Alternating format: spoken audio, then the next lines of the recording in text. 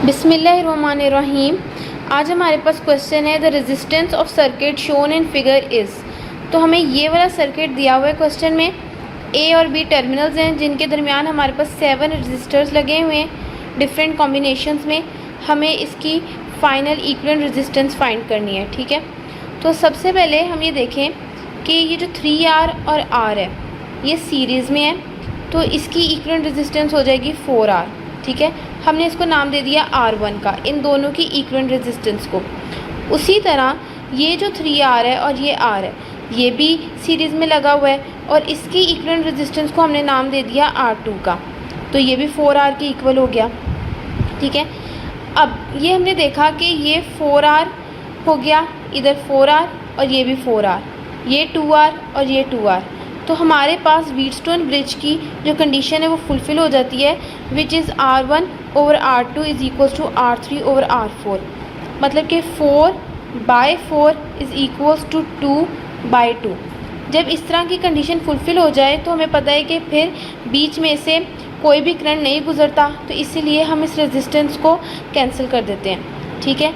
तो अब ये हमारे पास एक नया सर्किट समझे तैयार हो गया है जिसमें 2 4R के रजिस्टर्स लगे हुए हैं और 2 2R के रजिस्टर्स लगे हुए हैं, ठीक है। अब हम देखें तो ये 4 और 2 ये सीरीज़ में है और ये 4 और 2 ये सीरीज़ में है, तो इन दोनों को हमने अलग अलग प्लस कर लेना सीरीज़ कॉम्बिनेशन के लिए। तो ये भी 6R आ गया और ये भी 6R आ गया, ठीक है। अब एक और हमने समझ लेना, ये नया सर्किट बन गया है, तो उसमें ए और बी टर्मिनल्स के दरमियान ये 6R इन दोनों का प्लस और ये 6R इन दोनों का प्लस, ये दोनों अब पैरेलल में लगे हुए हैं, ठीक है।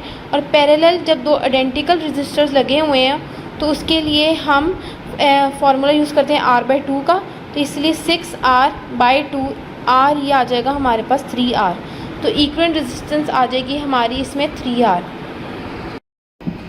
बिस्मिल्लाहिर्रहमानिर्रहीम। The half life of certain radioactive element is such that 7/8 of a given quantity decays in 12 days. What fraction remains undecayed after 24 days? तो इस क्वेश्चन में हमें बताया गया है कि 12 डेज़ में एक एलिमेंट है जिसकी 7/8 क्वांटिटी डीके हो चुकी है और हमने फाइंड करना है कि 24 डेज़ के बाद उसकी कितनी क्वांटिटी अनडीकेड रह चुकी होगी। तो हमने सबसे पहले लिख लिया कि 7/8 fraction of element decayed in 12 days, जो हमें बताया गया है। जब 7/8 उसकी डीके हो चुकी है तो अनडीके उसकी रह जाएगी 1/8। 8 2 का क्यूब होता है, तो इसलिए हमने लिख लिया 1/2⁻³ इन 12 डेज़, ये अनडीकेड है। अब एलिमेंट अनडीकेड का जनरल फार्मूला होता है 1/2⁻n, n number of half lives को कहते हैं, तो इसीलिए यहाँ पे हमने इसको इक्वल कर दिया 1/2 का क्यूब। तो यहाँ से हमने निकाल लिया n इज़ इक्वल टू 3। जब हमने इसको कंपेयर किया तो 12 दिनों में उसकी 3 हाफ लाइफ्स गुजर चुकी हैं। हमने लिख लिया 3 half life is equal to 12 days, 1 half life is equal to 12/3, तो 1 हाफ लाइफ आ जाएगी 4 डेज़। मतलब कि जो हमें रेडियोएक्टिव एलिमेंट बताया गया है क्वेश्चन में, इसकी हाफ लाइफ 4 डेज़ है। अब हमारे पास 24 डेज़ के लिए हमने जो फाइंड करना है, तो उसके लिए सबसे पहले हमें ये फाइंड करना है कि 24 दिनों में कितनी हाफ लाइफ गुजर चुकी हैं। उसके लिए हमारे पास जनरल फार्मूला होता है T, जो टाइम पीरियड हमें बताया गया है, ओवर हाफ लाइफ। तो 24 हमें दिया हुआ है डिवाइडेड बाय 4 डेज़, जो हमने फाइंड किया उसकी हाफ लाइफ, तो ये हो जाएगा 6 हाफ लाइफ्स, कि 24 डेज़ में उसकी 6 हाफ लाइफ गुजर चुकी हैं। अब element fraction undecayed after 6 half life is equals to 1/2⁻6। यहाँ पे हमने यही वाला फार्मूला यूज़ किया 1/2⁻n। n की जगह हमने 6 पुट किया है, जो हमने ये फाइंड किया क्योंकि हाफ लाइफ की वैल्यू 6 है। तो 1/2⁻6 इट इज़ इक्वल्स टू 1/64। तो 24 डेज़ के बाद उसकी 1/64 क्वांटिटी अनडीकेड रह जाएगी। Thank you. Bismillahirrahmanirrahim. A monatomic gas at pressure P1 and volume V1 is compressed adiabatically to 1/8 of its original volume. What is the final pressure of a gas? तो हमें question में बताया गया है कि एक एडियाबैटिक प्रोसेस में एक गैस को कंप्रेस किया गया जिसकी वजह से उस गैस का वॉल्यूम 1/8 अपने ओरिजिनल वॉल्यूम से कम हो गया। फाइंड हमें अब फाइनल प्रेशर करना है। तो सबसे पहले एडियाबैटिक प्रोसेस की जनरल इक्वेशन होती है P V gamma is equals to constant, तो इसलिए हमने लिख लिया P1 V1 gamma is equals to P2 V2 gamma. अभी हमें क्वेश्चन में मोनोटॉमिक गैस दी हुई है, तो मोनोटॉमिक गैस के लिए गैमा की वैल्यू 5/3 होती है। अभी हमने दोनों साइड की इक्वेशन में गैमा की वैल्यू पुट कर देनी है, तो इसलिए आ जाएगा P1 into V1 raise to power 5/3 is equal to P2 V2 raise to power 5/3। अब ये हमने जो है V2 उसकी वैल्यू पुट की विच इज़ V1/8, ये जो हमें क्वेश्चन में बताया गया है 1/8 ऑफ इट्स ओरिजिनल वॉल्यूम, तो ये V2 की जगह V1/8 पुट किया, तो is equal to P1 V1 5/3 आ गया। अब ये जो है ये जो V1 के ऊपर भी 5/3 है और 8 के ऊपर भी 5/3 अलग अलग से है, तो इसलिए हमने इसको अलग अलग करके लिख लिया।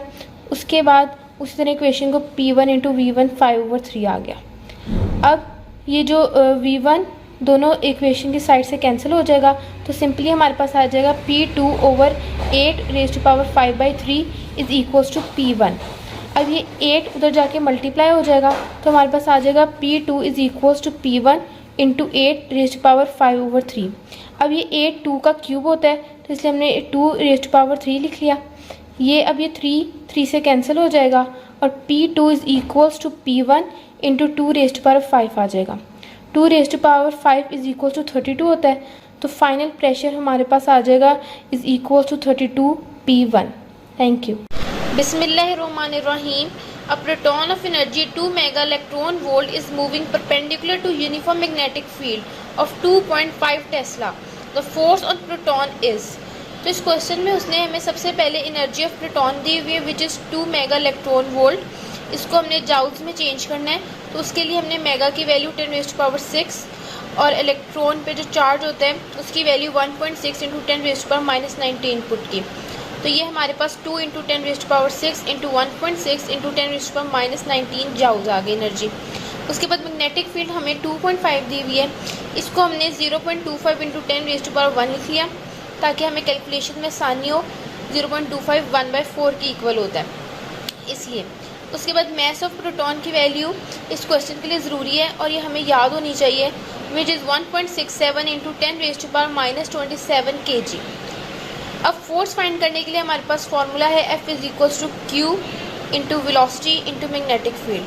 अब हमें इस क्वेश्चन में वेलोसिटी नहीं दी हुई, तो वेलोसिटी को फाइंड करने के लिए हमारे पास जो इक्वेशन होती है energy is equals to half mv²। यहाँ से हमने v की वैल्यू को सब्स्टिट्यूट करना है, इसीलिए 2 उधर जाके मल्टीप्लाई हो जाएगा और मैस डिवाइड हो जाएगा और वेलोसिटी हमारे पास आ जाएगी √2e/m। इसको हमने अपनी इक्वेशन में पुट किया, तो हमारे पास मेन इक्वेशन बन गई charge into √2e/m into magnetic field. अब हमने सिंपली अपनी वैल्यूज़ को पुट करना है। चार्ज की वैल्यू 1.6 इंटू 10⁻⁻19 मैग्नेटिक फील्ड की पुट की और साथ में हमने एनर्जी और मैग्नेटिक मैस की पुट की।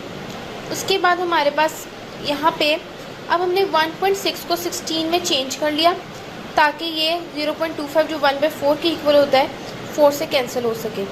तो जब हमने 1.6 को 16 में चेंज किया तो ये यहाँ पे हमारे पास एक और -1 आ जाएगा, तो ये हमारे पास हो जाएगा 16 इंटू 1/4 इंटू 10⁻⁻19 प्लस 1 -1 इंटू, अब हमने अंडर रूट को सॉल्व करना है।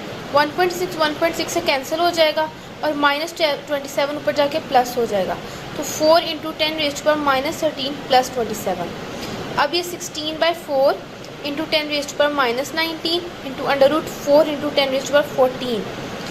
अब ये 16 4 पे कैंसिल होता है, तो 4 इंटू 10⁻19 और 4 का अंडर रूट लेंगे तो 2 इंटू 10⁻7।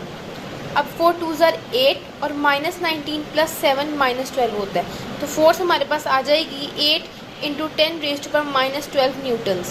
Thank you.